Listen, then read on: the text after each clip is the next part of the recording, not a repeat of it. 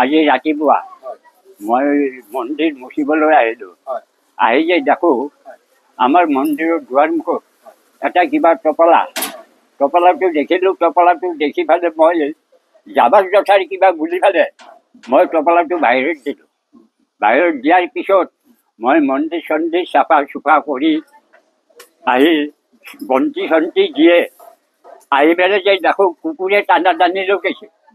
যেতিয়া কুকুৰে টানা টানি লগালা এই এতিয়া পুলত বহি আছিল ৩-৪জনমান মানুহ।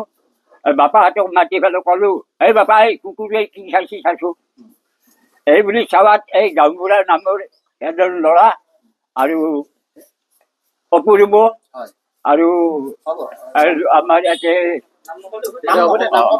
এওঁলোকে আহি পেলাই লাৰি লাৰি চাই কৈছি যে এই নিষিদ্ধ